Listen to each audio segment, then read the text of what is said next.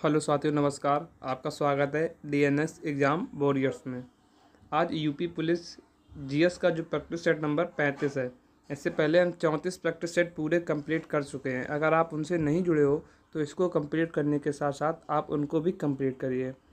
और इन सभी क्लासेस जो मेरे चैनल पर जितनी भी क्लासेस होती हैं, इन सभी क्लासेस की अगर आपको पीडीएफ चाहिए हैंड राइटिंग नोट्स की, तो वो आपको मेरे Telegram channel DNS exam warriors पर अपलोडेड है, तो आप वहाँ से डाउनलोड कर सकते हो।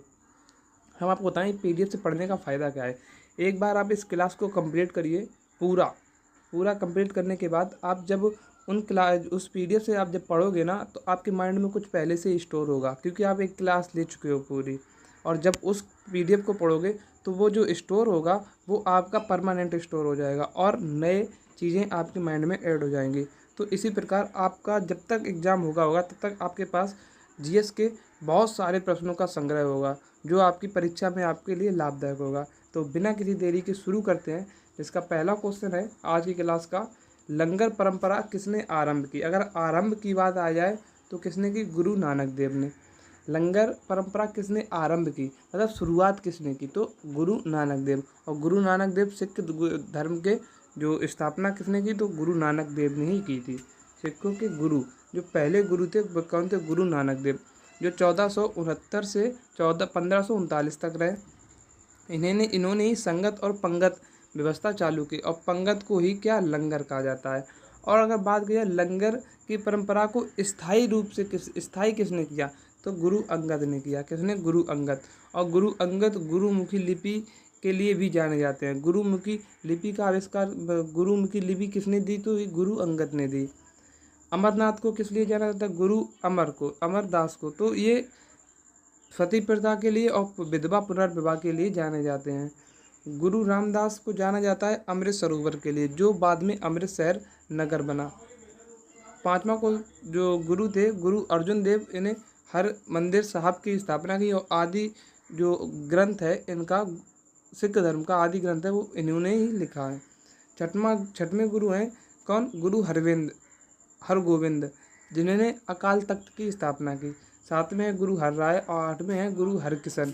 इसकी मौत क्वेश्चन पूछा जाता है कि चेचक से किस सिख धर्म के गुरु की मौत हुई थी? तो गुरु हरकिशन की मौत हुई थी।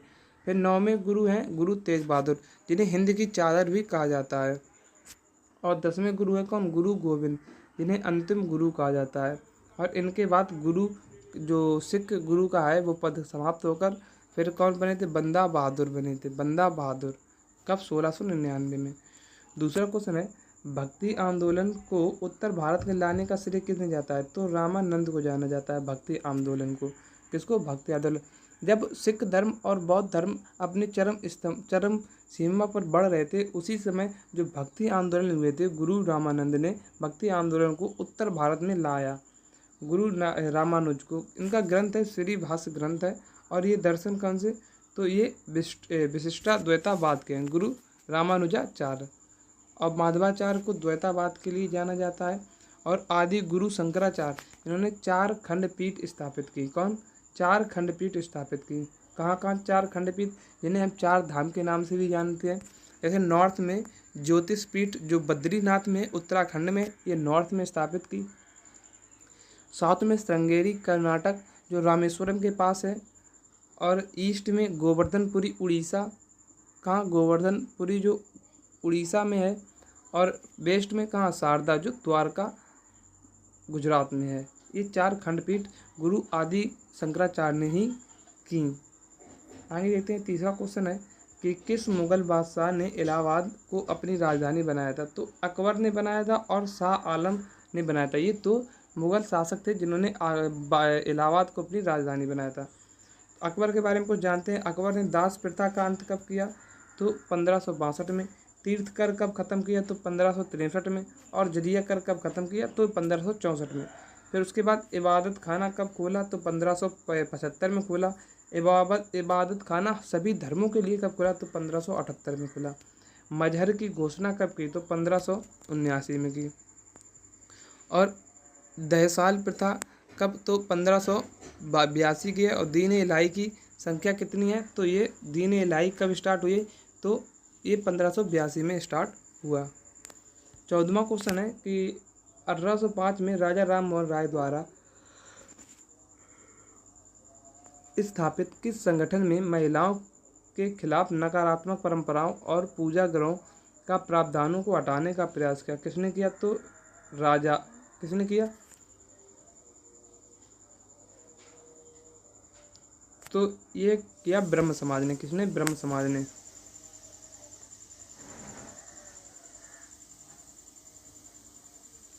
किसने? ब्रह्म समाज ने किया। अगर बात करें राजा राम मोहन राय को राजा की उपाधि किसने दी? तो अकबर सेकंड ने दी। और इन्हें का जन्म कहाँ हुआ था राजा राम मोहन राय का? तो बंगाल में 1772 में जन्म हुआ। 1833 में इनकी मृत्यु हुई। कहाँ? ब्रिस्टल में। और ब्रिस्टल में ही इनकी समाधि है। इन्हें राजा राम मोहन राय को आधुनिक भारत का जनक भी कहा जाता है और भारतीय पुनर्जागरण का जनक भी इन्हें ही कहा जाता है। और इनकी संवाद कौमुदी और मिरात उल अखबार ये कभी मत भूलना किसके हैं? तो राजा राम मोहन राय के हैं। और 1518 में इन्होंने आत्मीय समाज की स्थापना की और 1828 में इन्होंने ब्रह्म समाज की स्थापना की। 5वां क्वेश्चन है कि भारतीय राष्ट्रवाद के पहले प्रारंभिक चरण को डेस चरण जो कि 1885 से 1905 तक चला, इसे क्या कहा जाता है? तो आरंभिक चरण कहा जाता है या प्राथमिक चरण कहा जाता है। माध्यमिक चरण कब से कब तक चला?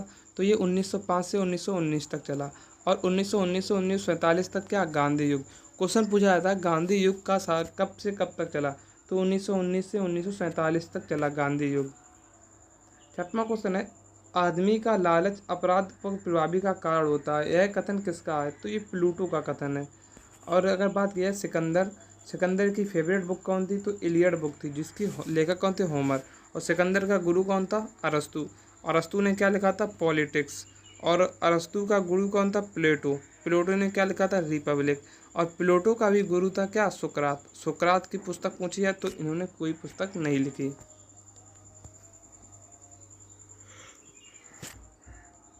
7वां क्वेश्चन है कौन सा मौलिक अधिकार अल्पसंख्यकों के हितों के संरक्षण की बात करता है? कौन सा करता है?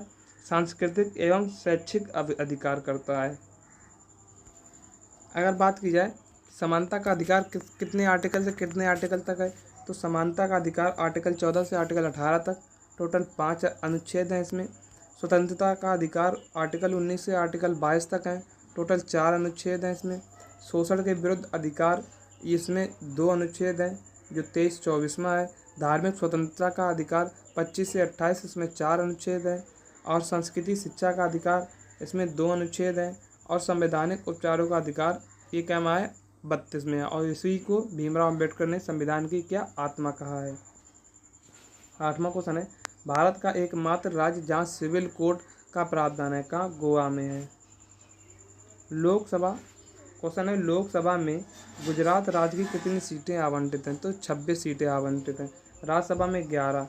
हम राज्यसभा की कुछ टॉप की सीटें देखते हैं, जैसे उत्तर प्रदेश में राज्यसभा में कितनी? 31 सीटें हैं। महाराष्ट्र में 19 हैं। तमिलनाडु में 18 हैं। और वेस्ट बंगाल और बिहार में कितनी? 16 सीटें हैं। लोकसभा की बात करें तो उत्तर प्रदेश में 80 सीटें हैं, महाराष्ट्र में 48 सीटें हैं, वेस्ट बंगाल में 42 सीटें हैं, बिहार में 40 सीटें हैं, तमिलनाडु में 39 सीटें हैं। 10वां क्वेश्चन है केंद्रीय सतर्कता आयुक्त अपने पद पर बना रहता है कितने साल तक? तो 4 वर्ष या 65 वर्ष तक बना रहता है। और इसमें एक अध्यक्ष और 2 अन्य सदस्य होते हैं।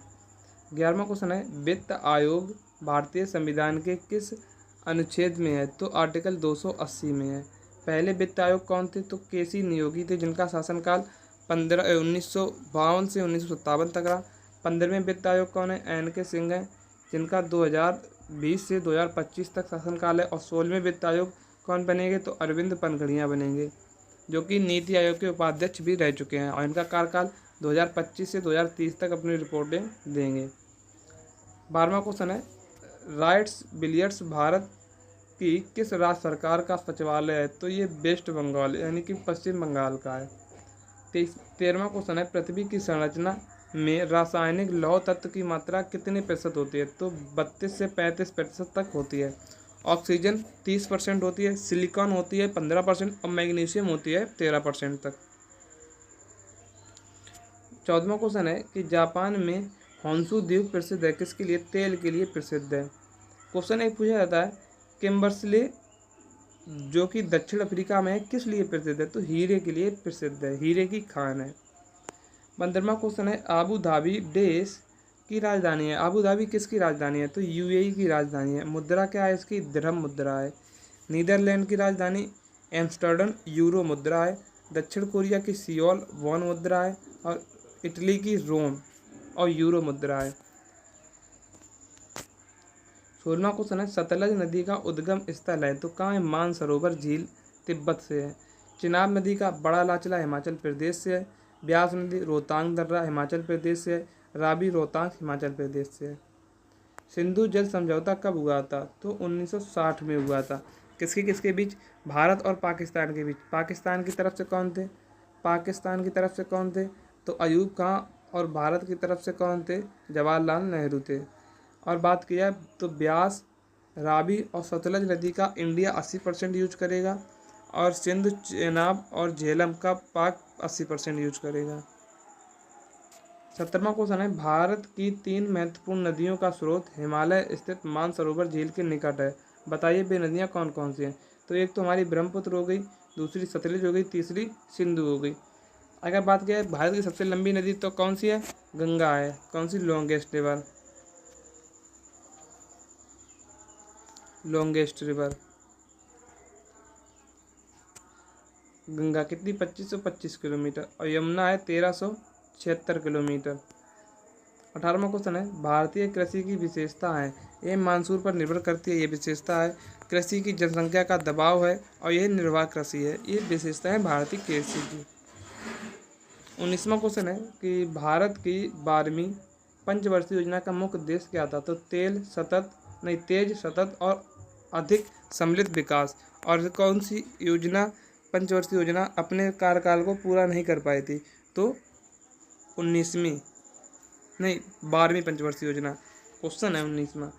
20वां क्वेश्चन है कि 2001 से 2011 तक की जनगणना के बीच भारत की जनसंख्या वृद्धि रही तो 17.77% रही।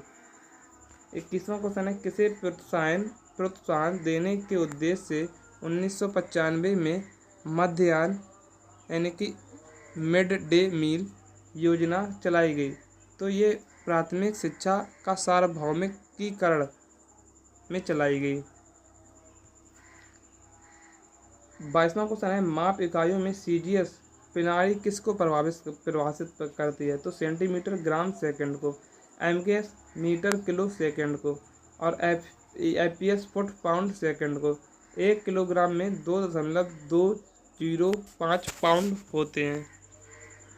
मूल मात्रक कितने हैं? तो मूल मात्रक 7 हैं। कौन कौन से हैं? लंबाई, द्रव्यमान, समय, ताप, ज्योति तीव्रता, विद्युत धारा और पदार्थ की मात्रा। 23वां क्वेश्चन है कि विद्युत वाहक बल मापा जाता है किसमें मापा जाता है? तो पोटेंशियोमीटर में मापा जाता है। 24वां क्वेश्चन है फाउंटेन पेन का आविष्कार किसने किया? तो लुईस एडिसन वाटरमैन ने किया। अमीटर का आविष्कार किसने किया? तो फ्रेडरिक डेम्सलर ने किया। बैरोमीटर का आविष्कार किसने किया? तो एवांजेलिस्ट टोरीसेल्स ने किया। एनिमेशन को किसने किया? तो एमिल रेनॉल्ड ने किया। क्वेश्चन है 25वां वयस्क बिल्ली के कुल कितने दांत होते हैं? तो 30 दांत होते हैं। और चीता शेर के भी 30 दांत होते हैं। चूहा के 12 दांत होते हैं।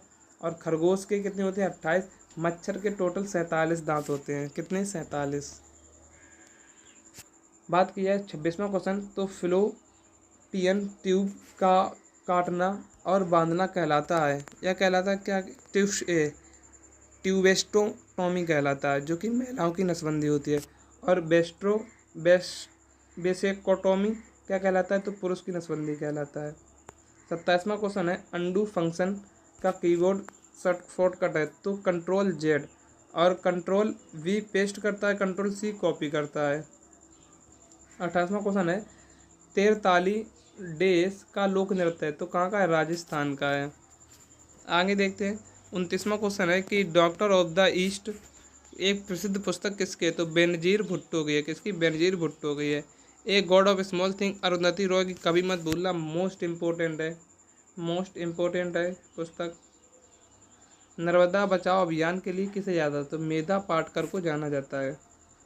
30वां क्वेश्चन है कि पंचगत में क्या मिलाया जाता है? तो गाय का दूध, गोबर, घी, दही और गौमूत्र मिलाया जाता है, तब इस सबका मिक्सर क्या बन जाता है? पंचगव्य कहलाता है। 31वां क्वेश्चन है यूपी का सहारनपुर प्रसिद्ध है किस लिए? लकड़ी पर नक्काशी के लिए प्रसिद्ध है। लखनऊ महोत्सव प्रतिवर्ष कब मनाया जाता है? तो नवंबर दिसंबर में मनाया जाता है। हरदौल कथा किस क्षेत्र का लोकगीत है? तो बुंदेलखंड का लोकगीत है। 34वां क्वेश्चन है यूपी के रामलीला को कब यूनेस्को में शामिल किया गया? तो 2008 में किया गया और कुंभ मेले को 2007 में किया गया। 35वां क्वेश्चन है कार्तिक लोक नृत्य है कहाँ का? बुंदेलखंड का है। और कौन कौन से बुंदेलखंड के? राय हुआ, बदायूं हुआ, सौरा हुआ, दिवारी हुआ, ये कहाँ के? बुंदेलखंड के हैं। 36वां क्वेश्चन है कि हाल ही में अंगारा A5 रॉकेट का सफल परीक्षण किसने किया? तो रूस ने किया। 37वां क्वेश्चन है हाल ही में डस्टलिक अभ्यास किन दो देशों के बीच में हुआ? तो भारत और उज्बेकिस्तान के बीच में। आज की क्लास का 38वां और अंतिम क्वेश्चन है कि वैश्विक व्यापार आउटलुक और सांख्यिकी रिपोर्ट 2023 किसने पेश की? तो WTO ने। किसने? WTO ने। Thanks for watching. DNS exam warriors आपकी परीक्षा को एक नए दिशा में ले जाने के लिए सदैव तत्पर। तो मिलते हैं कल एक नेक्स्ट वीडियो में, तब तक के लिए जय हिंद जय भारत। और उससे पहले आपको एक जानकारी देने, अगर इस क्लास की आपको PDF चाहिए तो मेरे Telegram channel DNS exam warriors पर अपलोड हो जाती है, तो आप वहां से इसे डाउनलोड कर सकते हैं। तो मिलते हैं कल एक नेक्स्ट वीडियो में, तब तक के लिए जय हिंद जय भारत।